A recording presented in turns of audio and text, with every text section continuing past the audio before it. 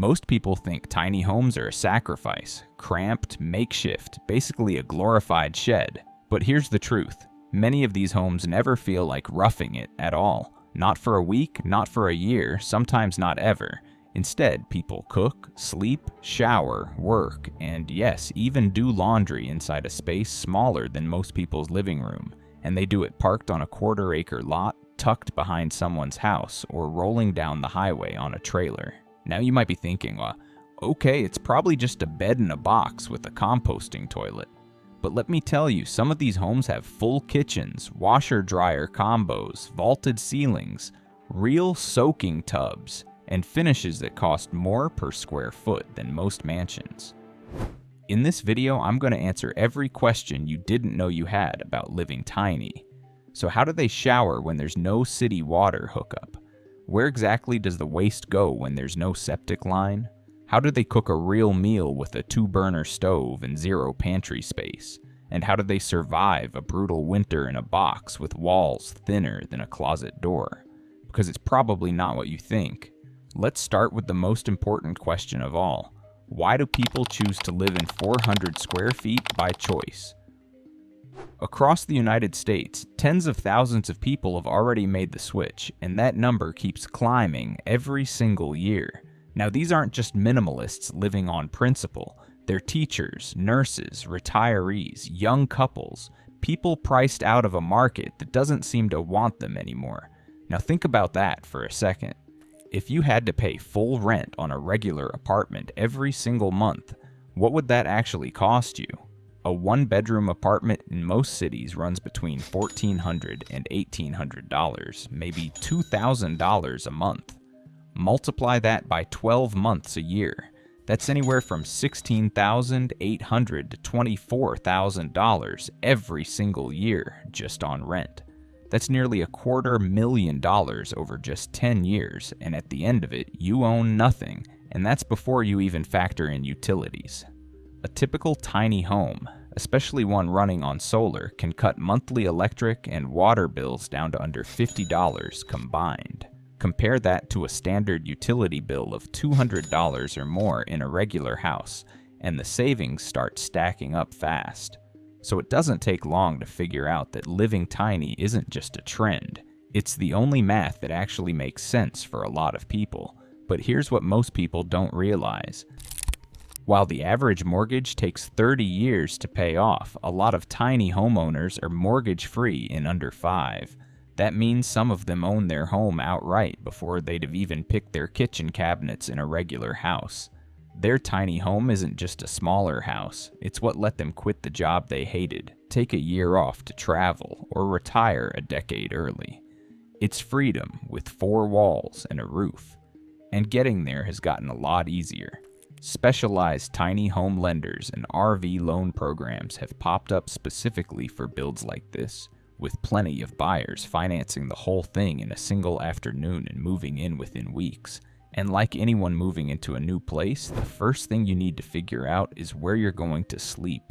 Here's something most people never even think about. Falling asleep in a tiny home loft is nothing like falling asleep in a regular bedroom.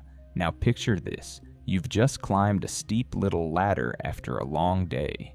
Your legs are tired, your eyes are heavy, and all you want to do is lie down. But up there, the ceiling is barely 3 feet from your face. The heat from the whole house has risen and pooled around you, and the air feels thick and still in a way that makes it hard to actually relax. Welcome to Bedtime in the Loft. The heat is the #1 complaint among new tiny homeowners. It's not the space, it's not the ladder, it's the constant rising warmth that never really fully goes away. So, how do they deal with it? Well, first, smart design helps. Operable skylights, gable vents, and strategically placed windows let hot air actually escape instead of just sitting there. And it's not just the heat. Depending on where the home is parked, sound travels easily through thin walls and a metal roof. Rain turns into a constant drumming overhead, and a neighbor's generator 100 feet away can feel like it's parked right outside the window. So a lot of owners add extra insulation and acoustic panels during the build, just to take the edge off. Then there's the temperature swings. Because sleeping in a tiny home isn't just uncomfortable when it's stuffy, it's dangerous when it's freezing. In winter, temperatures inside an uninsulated or poorly built tiny home can drop fast, and this is where something called a mini split heat pump comes in. It's a compact unit that heats and cools the entire home efficiently, keeping the loft comfortable. Though it depends on having steady power, which off-grid owners have to plan around carefully. And if you've ever seen our video about people living off-grid through a full winter, you already know that staying warm isn't just about comfort. In a 200 square foot box, it's about survival. Now here's something that might actually surprise you. Surveys of tiny homeowners consistently show that many of them report sleeping better and feeling less stressed than they did in their old, larger home. The routine is the same every night. The space is familiar. There's no extra room collecting clutter, no hallway to walk past at 2 in the morning. Just the hum of the heat pump and a loft that finally feels like yours. Because for years, the law actually made spaces like this difficult to build legally. Standard building codes required ceiling heights and room sizes that most lofts simply couldn't meet. It wasn't until 2018, when an addition called Appendix Q was added to the International Residential Code, that tiny home lofts were finally given a legal path to count as real bedrooms. But not all tiny homes are created equal. Because some homeowners aren't just sleeping in a basic loft, they're sleeping in something that costs more than most people's first house. Most people picture a tiny home as a simple wooden box on a trailer, maybe a loft bed and a hot plate. Enough room to live if you don't mind bumping into the walls. And for a lot of tiny homes, that's fairly accurate. But then there's the other end of the spectrum. Builders like Wind River Tiny Homes, New Frontier Tiny Homes, and Escape Homes construct custom builds that are, frankly, embarrassing to compare to the average studio apartment. We're talking vaulted cedar ceilings, not flat plywood, real hardwood floors, not vinyl peel and stick, custom cabinetry, designer tile, and full-size kitchen appliances, not a dorm fridge and a hot plate. We're talking soaking tubs, walk-in closets, wraparound decks, and climate systems with zoned controls for the loft and main floor separately. Some even have heated floors built right into the subfloor. A handful of builds even include a small wood-burning stove instead of a standard heater, just for the ambiance, and floor-to-ceiling sliding glass doors that open the entire living area up to a deck. One Wind River build features a full chef's kitchen, a home office nook, and a spa-style bathroom inside 400 square feet. And the price tag? Well, entry-level custom builds start at around $60,000. Mid-range builds sit between $100,000 and $150,000, and the top-end fully custom built-to-order homes, some go for $250,000. A few have even crossed $300,000.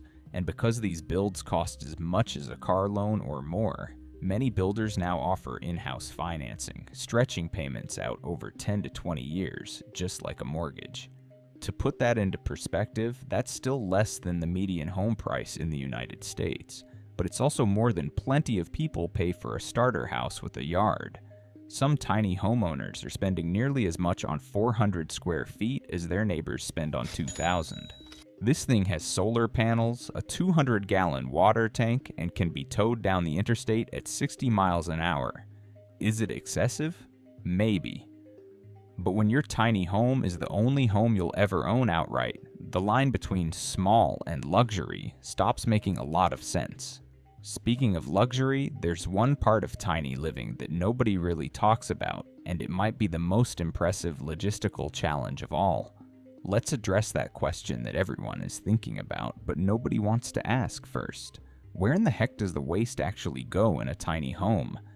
It's a fair question, and the answer is more organized than you'd expect. For most off-grid tiny homeowners, the primary solution is the composting toilet.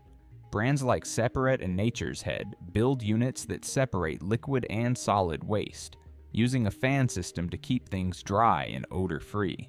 No water, no flush, no sewer line required. Most owners empty the solid waste bin every 3 to 4 weeks, and the liquid container far more often, sometimes daily, depending on how many people are living in the home. It's not glamorous, but it becomes routine fast, about as routine as taking out the trash. But composting toilets aren't for everyone, especially when you'd rather not think about emptying anything yourself. So some owners install incinerating toilets instead, which burn waste down to a small amount of sterile ash using electricity. Simple, low maintenance, and exactly as efficient as it sounds. And then there are the tiny homes parked on a foundation with real utility hookups.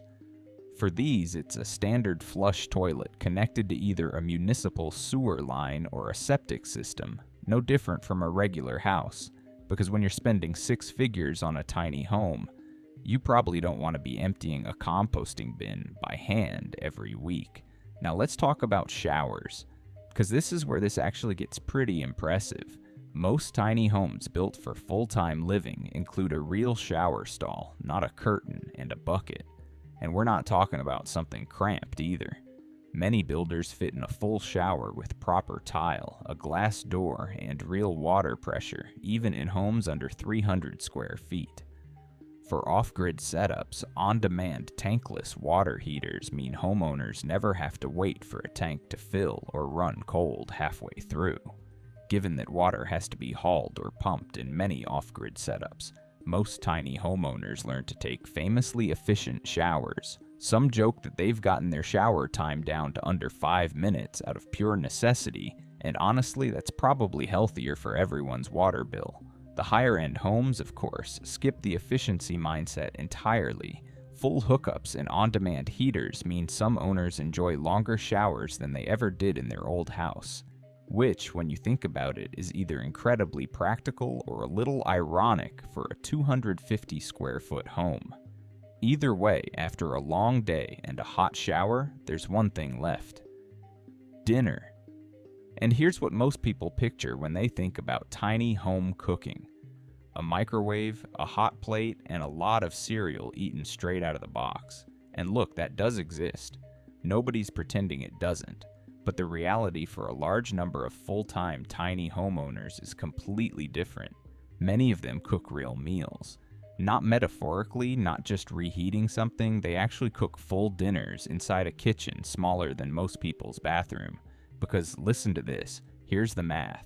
Eating out every single day adds up fast. A basic meal at a restaurant runs anywhere from $12 to $18. 3 meals a day, 7 days a week, that's somewhere between $250 and $375 every single week just on food. Over a month, that's easily $1,500 gone on meals alone. So tiny homeowners started getting creative. Modern tiny home kitchens are surprisingly well equipped for cooking.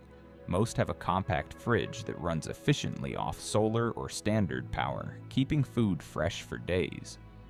Many owners add a 2-burner induction cooktop, a combo convection microwave, or a compact air fryer. Some even cook outside the home entirely. A small propane grill, a folding table, and suddenly a gravel pad in the woods becomes a pretty decent outdoor kitchen at sunset somewhere off the grid, which honestly sounds better than most dinner plans. Because the fridge is so much smaller than a standard kitchen's, most tiny homeowners end up grocery shopping 2 or 3 times a week instead of once.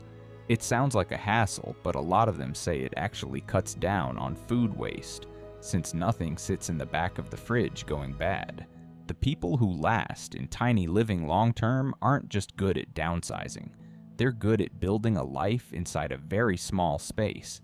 They figure out the sleep, they figure out the hygiene, they figure out the food. They turn 300 square feet into something that actually works for them. And that brings us to the part that ties all of this together. To most people, a tiny home is just something they see on a television show or scroll past on Instagram. But for the person living inside it, it's something else entirely. It's where they sleep, where they eat, where they shower, where they build a life sometimes for years without a single mortgage payment. It's a bedroom, a kitchen, a bathroom, and an office all in one, all sitting on a 1/4 acre or rolling down the highway behind a truck. And honestly, most of them wouldn't trade it for the world. Now I want to hear from you. If you live in a tiny home, what's the one thing about it that most people would never guess? Drop it in the comments. I personally go through every single one, and if you've never set foot in a tiny home in your life, what surprised you the most about this video? Every comment helps more people discover this way of living, so if you've learned something today, hit like and subscribe to the channel, please. There's a whole lot more where this came from. Thanks for watching, and I'll see you in the next one.